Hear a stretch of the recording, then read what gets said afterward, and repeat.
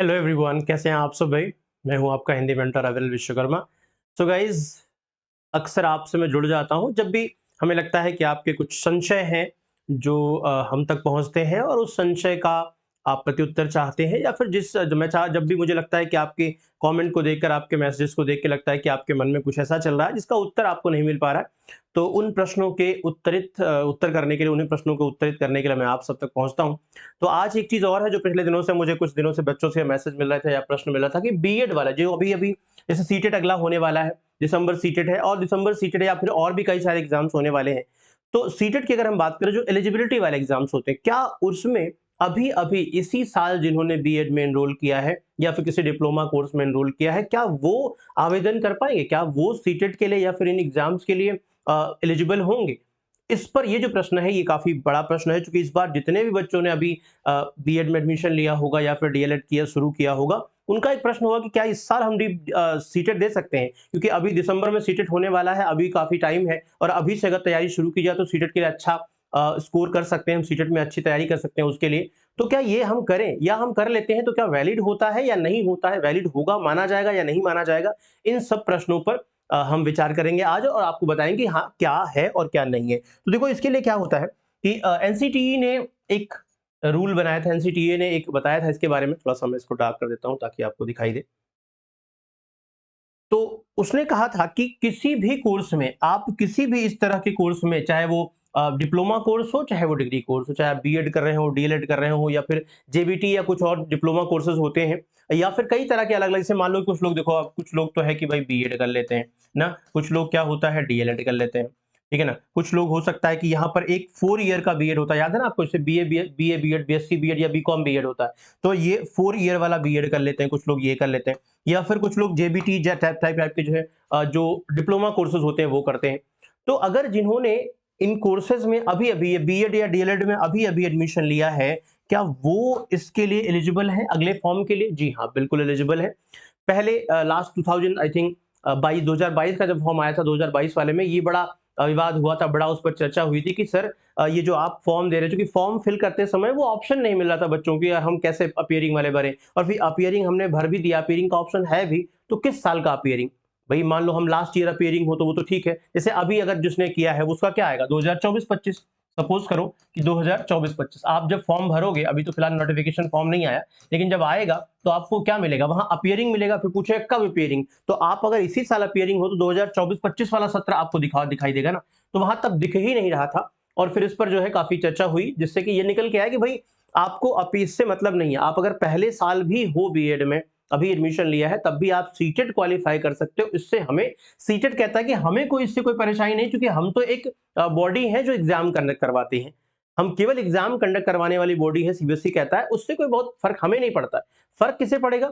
फर्क पड़ेगा जब ये क्वालिफाई करके आप किसी इसमें जाओगे, इस संस्था में आप जब किसी स्टेट का हो सकता है एग्जाम देने जाओ, या फिर केवीएस या फिर एनबीएस के लिए जाओ, या फिर जो भी इस एलिजिबिलिटी क्राइटेरिया के आधार पर, यानी सीटेट क्वालिफाई के आधार पर जहां एग्जाम देने जाओगे जॉब के लिए, किसी स्टेट का टेट देने जाओगे, तब वहां वो लोग निर्धारित करेंगे कि आपको उनका फाइनल रिजल्ट चाहिए या नहीं चाहिए। उस समय आप इसका फाइनल लेके, उस समय आपके पास इसका फाइनल होने चाहिए, वो नहीं मानेंगे। वो थोड़ी ना मानेंगे कि आप बीएड के सेकंड ईयर में हो और आओ बीपीएससी दे लो, या यूपी में एग्जाम आ जाए तो यूपी टेट वाला जो पेपर 2 दे लो, नहीं ना, वो तो फाइनल मांगेंगे।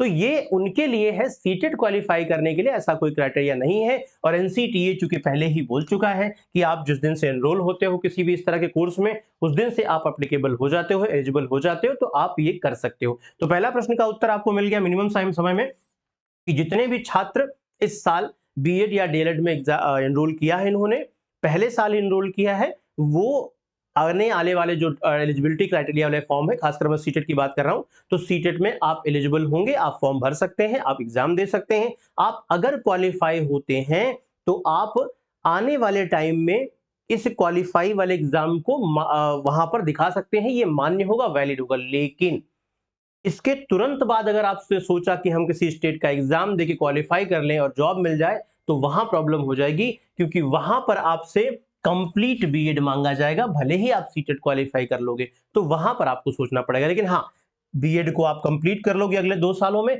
देन उसके बाद आप क्वालिफाई करोगे, दोबारा सीटेट देने की जरूरत आपको नहीं पड़ेगी क्योंकि सीटेट आपका क्वालिफाई है।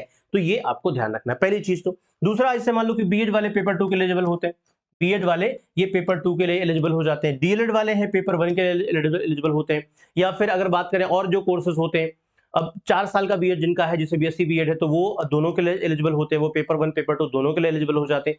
तो इस तरह से क्राइटेरिया निर्धारित कर दी गई है, जिसके अकॉर्डिंग आपको पता है अच्छी तरह से कि पेपर 1 पेपर 2 कैसे देते हैं। इस बार भी का एग्जाम हुआ, इस बार भी आपने देखा पेपर 1 और पेपर 2 में कितना रिजल्ट आया। मिनिमम रिजल्ट जो है बहुत डाउन रहा, मतलब परसेंटेज काफी परसेंट डाउन रहा, 6-7% के आसपास रिजल्ट आया। जहां पेपर 2 में 16 लाख बच्चों ने फॉर्म भरा, लगभग 14 लाख बच्चों ने जो अटेंड किया पेपर को, और क्वालिफाई होने की जो संख्या है वो 2 सवा 2 ढाई लाख के आसपास है।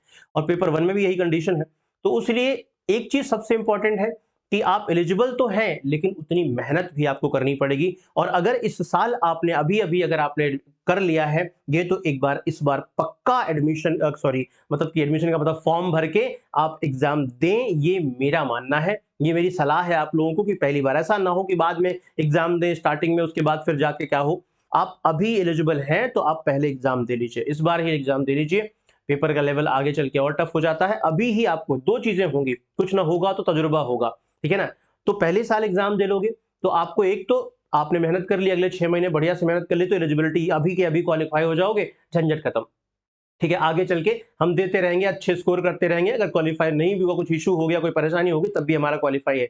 दूसरा क्या है, हमें पता चल जाएगा कि एक्चुअल में कैसा पेपर आता है, क्या पूछना है, फिर हम उसके अकॉर्डिंग पढ़ लेंगे। ठीक है, अपने आप को आंक लेंगे। तो करना क्या है, सबको इस बार जितने लोग एलिजिबल हैं वो सीटेट का फॉर्म जरूर भरेंगे, पहली चीज। अब बेसिक एक प्रश्न होगा कि सर फॉर्म तो भरेंगे लेकिन पढ़ें कैसे, अभी तो हमने बीएड शुरू किया है सर, अभी तो हमको कुछ पढ़ाया ही नहीं गया, हमें पता ही नहीं चल पा रहा क्या पढ़ना है। तो उसके लिए क्या करना पड़ेगा, उसके लिए हम है ना टेक्स्ट बुक। तो क्या करना है आपको, उसके लिए आपको आना है टेक्स्ट बुक पर। टेक्स्ट बुक की वेबसाइट पर जाकर आप हमारा जो कोर्स है परचेज कर सकते हैं, या फिर सिंपल सा तरीका है, आप क्या कर सकते हैं, आप अगर ऐसा करते हैं, आपको इन्फॉर्मेशन पूरी चाहिए, तो आप ये नंबर आपको दे रहा हूं, स्क्रीन पर नीचे नंबर चल रहा है 7304460299, इस पर आप कॉल कर लीजिए, या व्हाट्सएप पर आप लिख दीजिए मेरा नाम अविरल विश्वकर्मा, आप लिख दीजिएगा वहां पर मुझे कौन सा कोर्स चाहिए या इसके बारे में मुझे बता दीजिए, @अविरल सर कर दीजिएगा, या फिर आप अब मुझसे कॉल करेंगे तो आप पूछ लीजिएगा अविरल सर से बात करनी, मुझे इस बारे में इन्फॉर्मेशन लेनी है। तो आपको ये इन्फॉर्मेशन दे दी जाएगी, मैं रहूंगा या फिर जो मेरे टीम के लोग हैं वो आपको इन्फॉर्मेशन दे देंगे। और इसी क्लास के लिंक में एक फॉर्म भी है, आप वो फॉर्म भी फिल कर सकते हो। और इस समय तो ऑफर भी चल रहा है, अगर आप अभी एनरोल करना चाहते हो तो अभी आपके पास ऑफर भी चल रहा है। देखिए मैंने दिखा दिया आपको, 90% ऑफ चल रहा है इस समय। तो जो भी बैच आपको चाहिए होगा, कोई भी बैच आपको परचेज करना है, सीटेट के लिए परचेज करना है, या फिर आप सीटेट क्वालिफाई है तो कोई और अन्य बैच परचेज करना चाहते हैं, सब पर ऑफर चल रहा है। तो आप मिनिमम प्राइस में इसे इस समय परचेज कर सकते हैं, ठीक है ना। तो आप इस समय इसे परचेज कर सकते हैं। और आपके प्रश्नों का उत्तर मैंने दे दिया है फाइनली आपको, आई होप कि मिल गया होगा। So thank you so much, आज के लिए इतना ही। मिलते हैं किसी अन्य वीडियो में, और कुछ नई इन्फॉर्मेशन जब आपके पास आएगी तो मैं जरूर पहुंचूंगा आपके तक। Thank you so much, bye bye, धन्यवाद।